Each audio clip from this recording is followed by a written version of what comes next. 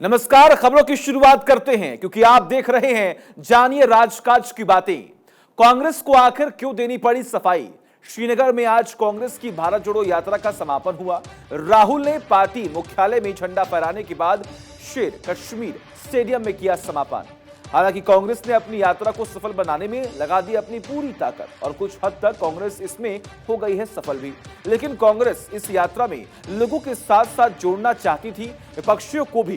विपक्षियों के एक मंच पर लाने में कांग्रेस की राह में आए कई रोड़े। 23 विपक्षी दलों को कांग्रेस ने चिट्ठी लिखकर समापन समारोह में किया था आमंत्रित, लेकिन कुछ के छोड़कर बाकी विपक्षियों ने कांग्रेस की यात्रा बनाए रखी दूरी। अब यात्रा के समापन से पहले कांग्रेस को इस पर देनी पड़ी सफाई कि कांग्रेस का ये कार्यक्रम विपक्षी एकता अभियान नहीं है और कांग्रेस के दिग्गजों ने पहले ही थाम लिया कांग्रेस पर उठने वाले संभावित प्रश्नों को।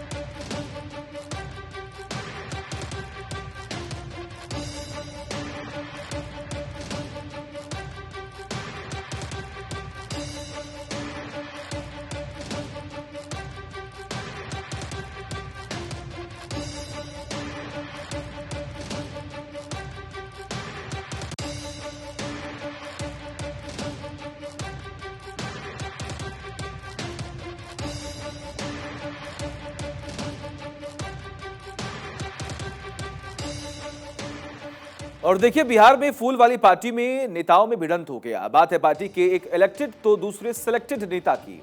एक जुड़े हैं दिल्ली से तो दूसरे हैं राज्य के अंदर के एक जिले के। पार्टी में एक माने जाते हैं फायर ब्रांड, दूसरे नेता माने जाते बौद्धिक ब्रांड एमपी।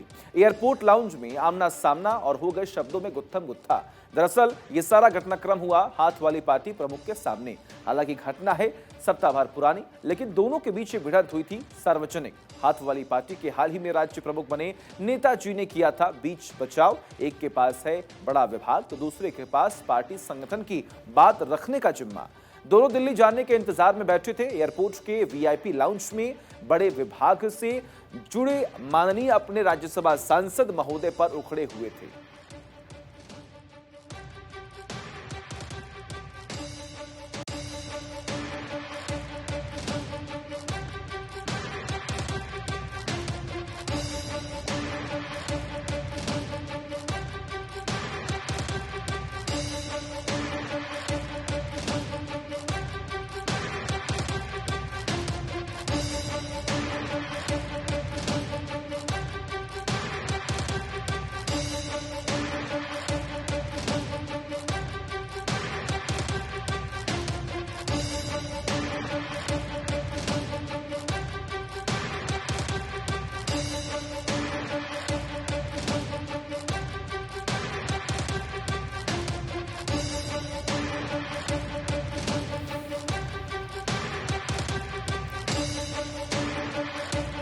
और देखिए, बंगाल में राज्यपाल से खफा भाजपा नेता। राज्यपाल सीवी आनंदा बोस की कार्यशैली से नाखुश बताई जा रही है भाजपा नेता। इन नेताओं को लग रहा कि बंगाल के राज्यपाल नहीं दे रहे उनको तवज्जो। राज्यपाल भाजपाइयों से अधिक सीएम और उनके नेताओं को दे रहे हैं महत्व। 26 जनवरी के राज्यपाल के आयोजन में ममता की मौजूदगी से भाजपा नेताओं में है नाराजगी। हालांकि भाजपा केंद्रीय नेतृत्व को अभी राज्यपाल आनंदा से नहीं है कोई शिकायत, इसलिए बंगाल भाजपा नेता फिलहाल है दुविधा में। इधर सियासी गलियारों में इस बात की चर्चा कि योजना पर चल रहा काम यानी राज्यपाल का ये आचरण शायद किसी योजना या रणनीति का हिस्सा। अब प्रदेश के नेता केंद्रीय नेताओं से समझ रहे पर्दे के पीछे की रणनीति को।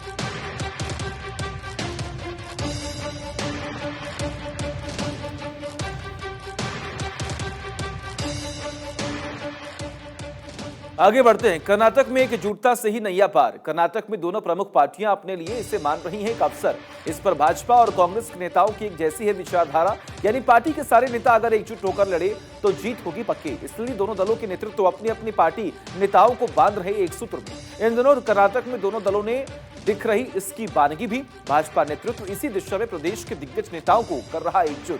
भाजपा मुंबई येदियुरप्पा में मतभेद खत्म कर लोगों में एकजुटता का दे रहा संदेश, तो वही कांग्रेस भी डीके सिद्धारमैया में एकजुटता की कर रही थी तोड़ कोशिश। कांग्रेस ने डीके सिद्धारमैया को एक करने का जिम्मा दिया, प्रियंका गांधी को, और प्रदेश में प्रियंका ही दोनों में मतभेद दूर कर निकालेंगी सुलह का रास्ता।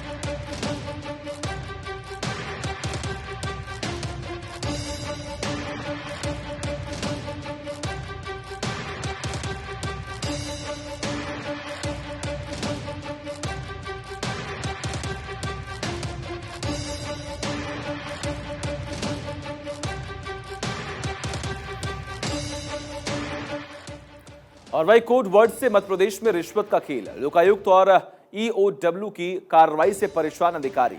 टैपिंग और कार्रवाई से बचने के लिए इजाद किए कोड वर्ड। एक जिले के अधिकारियों ने फोन पर रुपयों की बातचीत का तरीका बदला। उनका कोड वर्ड है, कितनी चाय पिलाओगी? एक चाय यानी 1000 रुपए। अब लोकायुक्त पुलिस कोड को डिकोड करने में जुटी है। एक मंत्री के पीए भी करते हैं कोड का प्रयोग। उनका कोड है, कितने कदम चलोगे? 1 कदम यानी 1 लाख रुपए।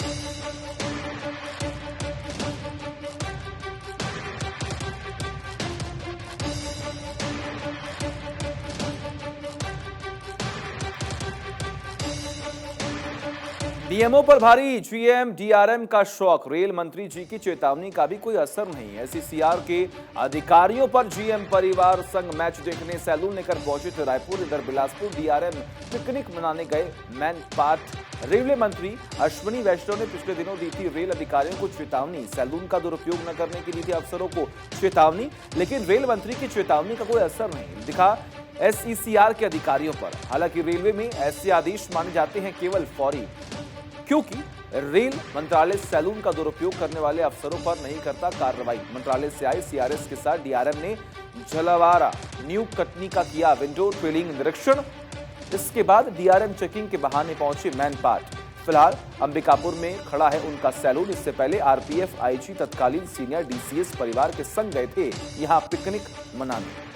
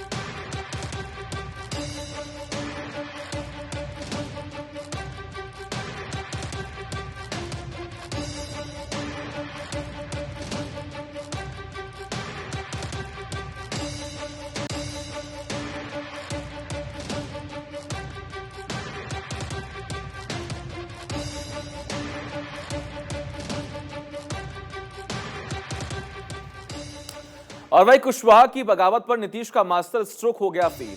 नीतीश के खिलाफ बगावती सुर वाले उपेंद्र कुशवाहा का अब क्या होगा?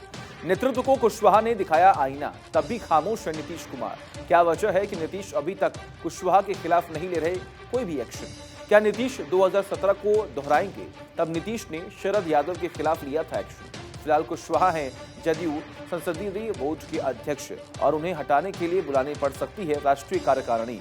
ऐसे में कुशवाहा द्वारा और असंतोषी और अग्रेसिव होने से शायद डरे हुए हैं नीतीश कुमार। दरअसल कुशवाहा का विधान परिषद की सदस्यता समाप्त कराने में नीतीश है असमर्थ, क्योंकि कुशवाहा राज्यपाल कोटे से हैं। एमएलसी वही खत्म कर सकते हैं कुशवाहा की सदस्यता। इधर नीतीश जानते हैं कि बीजेपी के कारण नहीं जा सकती कुशवाहा की सदस्यता। ऐसे में नीतीश के पास कुशवाहा को हटाने के लिए नहीं है कोई मास्टर प्लान। अब सियासी गलियारे में चर्चा कि कुशवाहा अकेले होने के बाद भी जेडीयू में है ताकतवर। कुशवाहा जेडीयू के 11% लव कुश वोटों में से बिगाड़ सकते हैं कुछ का वोटिंग समीकरण। यही वजह है कि बगावती सुर के बाद भी नीतीश उन पर नहीं अपना रहे शरद वाला फॉर्मूला।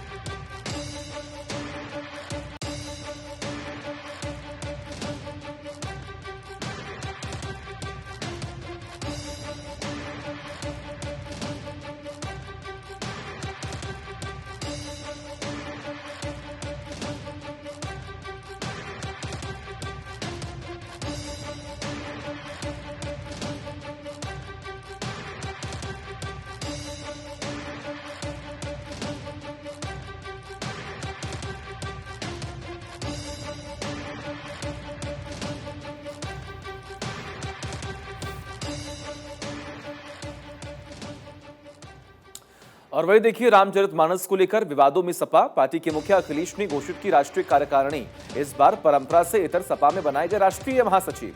विवाद में चल रहे स्वामी प्रसाद मौर्य को बनाया पार्टी का राष्ट्रीय महासचिव। अखिलेश ने चाचा शिवपाल को भी बनाया राष्ट्रीय महासचिव। मतभेदों को भुला मैनपुरी उपचुनाव में चाचा शिवपाल ने की थी घर वापसी। दर्जनों मुकदमों से घिरे विवादास्पद आजम भी बनाए गए राष्ट्रीय महासचिव। हालांकि एक मामले में सजा के बाद सदस्यता भी गंवा चुके हैं आजम खान।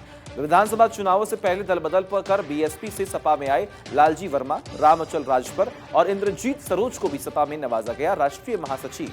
अखिलेश के नेतृत्व वाली कार्यकारिणी में परंपरा से अधिक महासचिव बनाए गए। चाचा रामगोपाल यादव फिर प्रमुख महासचिव बनाए गए, तो किरण मय नंदा फिर से समाजवादी पार्टी में बने हैं उपाध्यक्ष।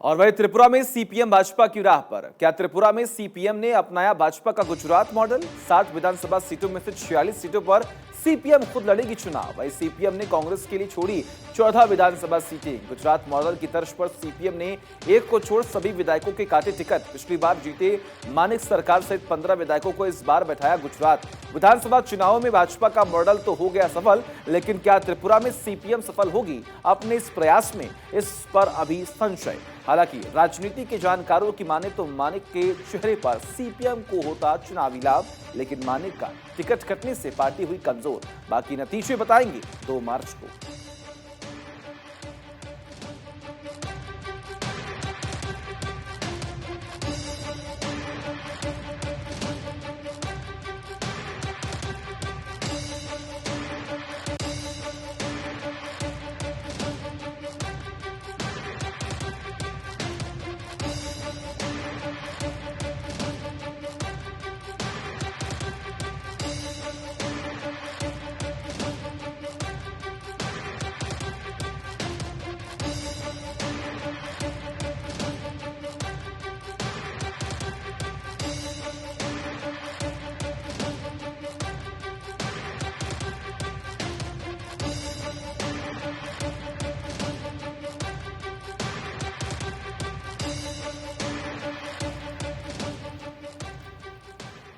एनएसए अजीत डोभाल की अमेरिका यात्रा बनेगी मील का पत्थर। आज अमेरिका पहुंचेंगे भारत के राष्ट्रीय सुरक्षा सलाहकार अजीत डोभाल।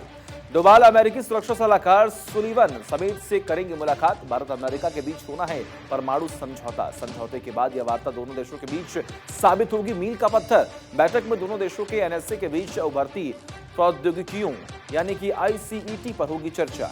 डोभाल के साथ भारत सरकार के 5 सचिव स्तर के अधिकारी, इसरो अध्यक्ष एस सोमनाथ, पीएम के प्रधान वैज्ञानिक सलाहकार अजय कुमार सूद, रक्षा मंत्री के वैज्ञानिक सलाहकार जी सतीश रेड्डी, दूरसंचार के सचिव के राजाराम और डीआरडीओ महानिदेशक समीर वी कामत भी हैं डोभाल के साथ।